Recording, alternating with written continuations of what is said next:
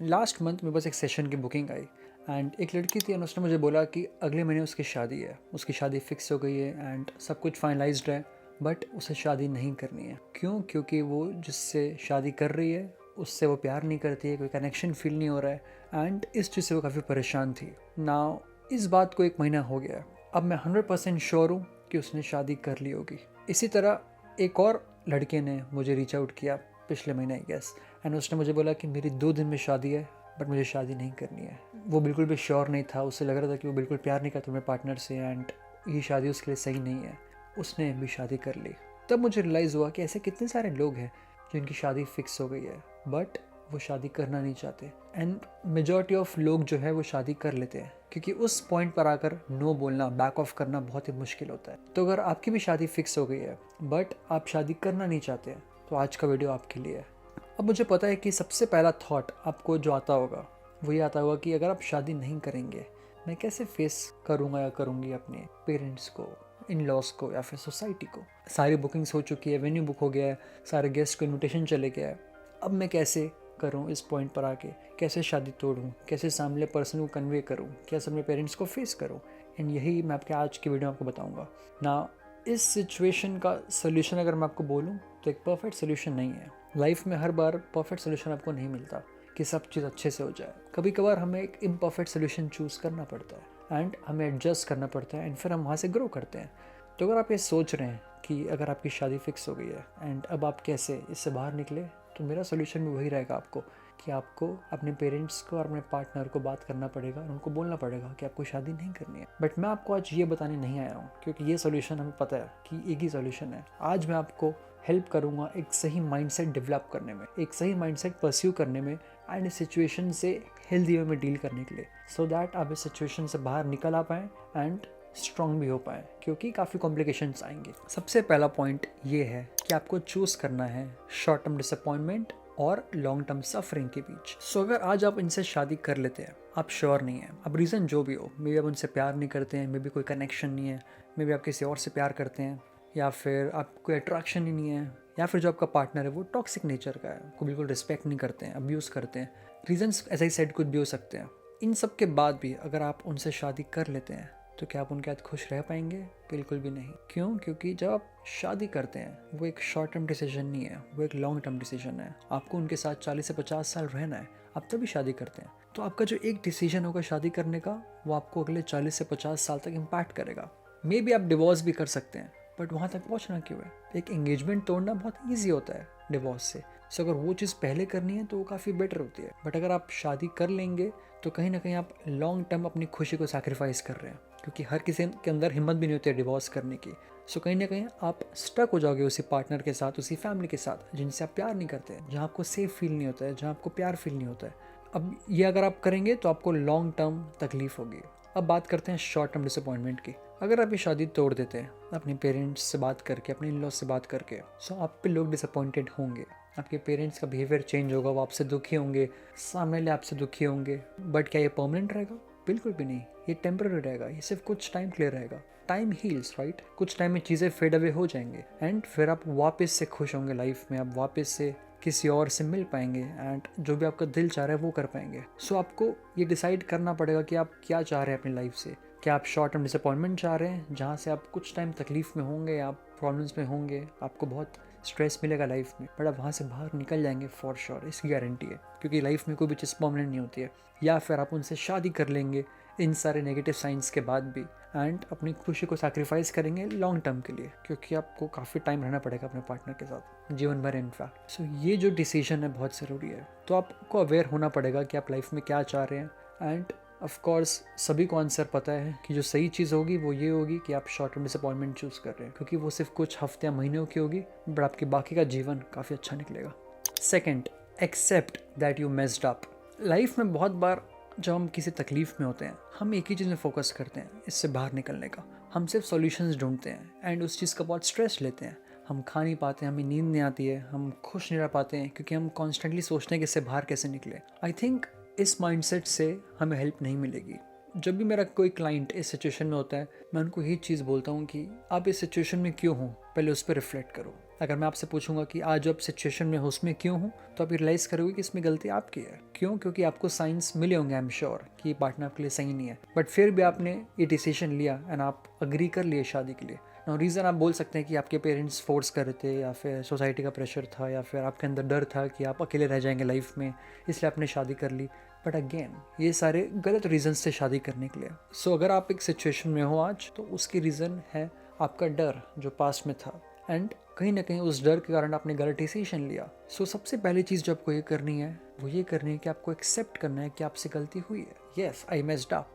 क्योंकि जब तक आप अपनी लाइफ को, इस सिचुएशन को ओन नहीं करेंगे, आप चेंज नहीं ला पाएंगे। जब आप रियलाइज़ करेंगे कि हाँ आपसे गलती हुई है, तब भी आप चेंज कर पाएंगे। सो खुद के साथ बैठिए और खुद से रियलाइज़ कीजिए, खुद से बात कीजिए कि हाँ आपसे गलती हुई है। एक्सेप्ट कीजिए सिचुएशन को, रिलैक्स कीजिए, एंड फिर सोल्यूशन निकालिए कि आपको क्या करना है। क्योंकि अगर आप इस सिचुएशन से दूर भागेंगे, आप सच से दूर भागेंगे, आप खुद को कन्विंस करते रहेंगे कि हाँ ये जो भी हो रहा है सही हो रहा है, आप खुश हैं, आप कब तक ऐसा कर पाएंगे? क्योंकि अंदर ही अंदर आपको पता है कि ये चीज़ गलत है आपके लिए। सो एक्सेप्ट कीजिए कि आपकी गलती थी, क्योंकि तभी आप इसको चेंज कर पाएंगे। Third, compare the consequences.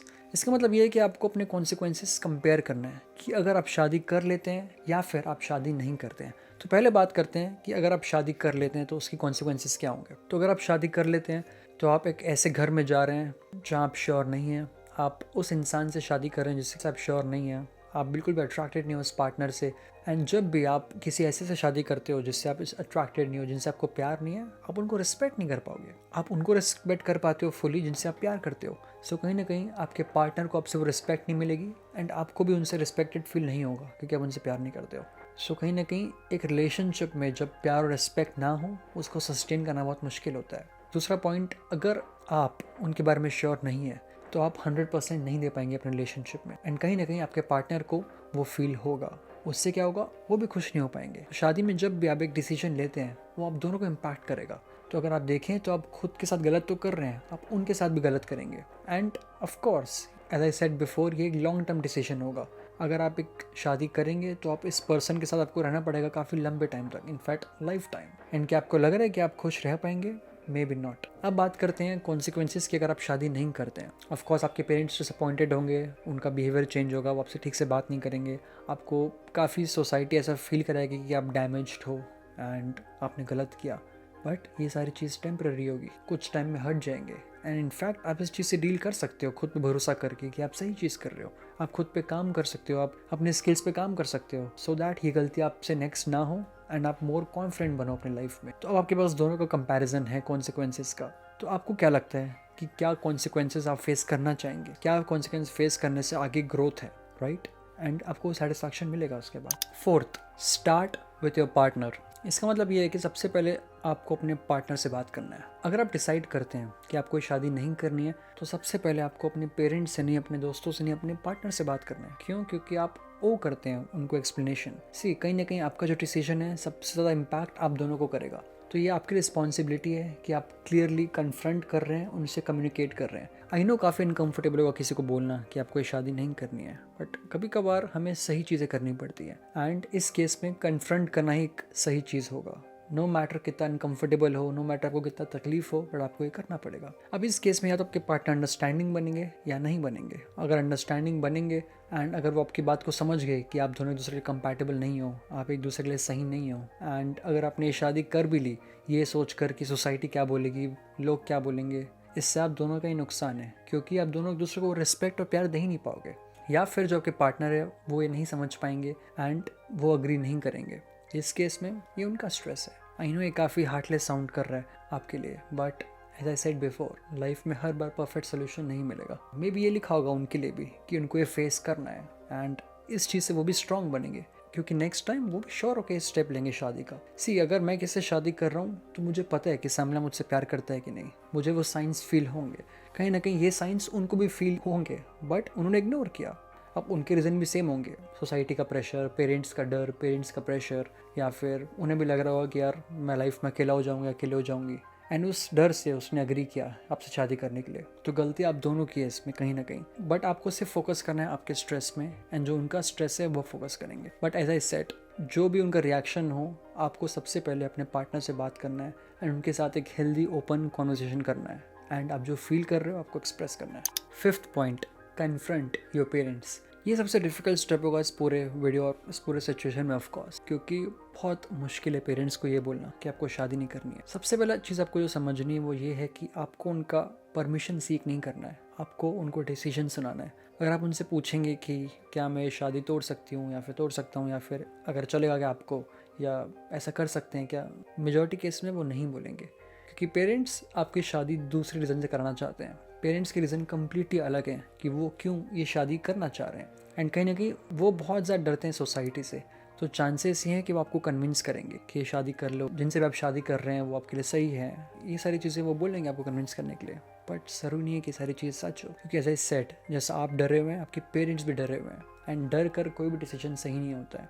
हाँ, आपके पेरेंट्स का बिहेवियर चेंज होगा, वो आप पे डिसअपॉइंटेड रहेंगे, शायद कुछ टाइम बात भी नहीं करेंगे, बट अगेन आपको रियलाइज़ करना है कि आप अपने लिए कर रहे हैं, राइट। सी, आपकी लाइफ, ये लाइफ आपको दी गई है, एंड आपको इस लाइफ से बेस्ट क्रिएट करना है जो भी हो सके, आपको खुश रहना है, एंड वो तभी आप हो पाएंगे जब आप सही डिसीजन लेंगे, जब आप वो फॉलो करेंगे जो आपका हार्ट कह रहा है, जो आपका दिल कह रहा है। एंड इसमें बहुत बार लोग आपके अगेंस्ट आएंगे, मे बी आपके पेरेंट्स भी, बट आपको वो चीज़ एक्सेप्ट करनी पड़ेगी। तो उनका जो भी रिएक्शन हो, खराब ही होगा, आपको एक्सेप्ट करना है। एट द एंड इस पूरे प्रोसेस में आपको कॉन्स्टेंटली फील होगा कि आप एक बुरे इंसान हो, आप एक अच्छे इंसान नहीं हो, आप अपने पेरेंट्स के साथ गलत कर रहे हो, आप अपने पार्टनर के साथ गलत कर रहे हो, अपने इन-लॉज के साथ गलत कर रहे हो।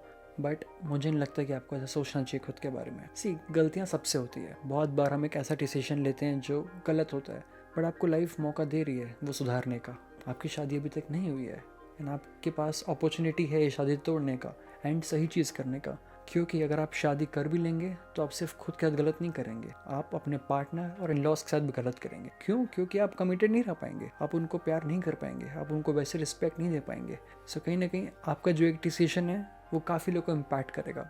अगर आप गलत डिसीजन लेंगे तो लॉन्ग टर्म सबके साथ गलत होगा, बट अगर आप एक सही चीज़ करेंगे, कुछ टाइम लोग तकलीफ़ में होंगे, आप भी तकलीफ़ में होंगे, इवेंचुअली सब खुश होंगे। सो अगर आपको मुझे कोई एडवाइस देनी है आज की वीडियो में, तो वो यही है कि सही चीज़ करिए जो सबके लिए अच्छा हो, लॉन्ग टर्म ना कि शॉर्ट टर्म। एट लास्ट मैं आपको यही बोलूँगा कि अगर आपको आज का वीडियो अच्छा लगे तो प्लीज़ लाइक कीजिए, कमेंट कीजिए, सब्सक्राइब कीजिए चैनल को, एंड मोस्ट इंपॉर्टेंटली शेयर कीजिए इस वीडियो को अपने दोस्तों से, क्योंकि शायद वो भी इस प्रॉब्लम से गुजर रहे होंगे, एंड ऑफ कोर्स हम सब साथ में ग्रो कर पाएंगे। And yes, thank you for watching and I will see you next week.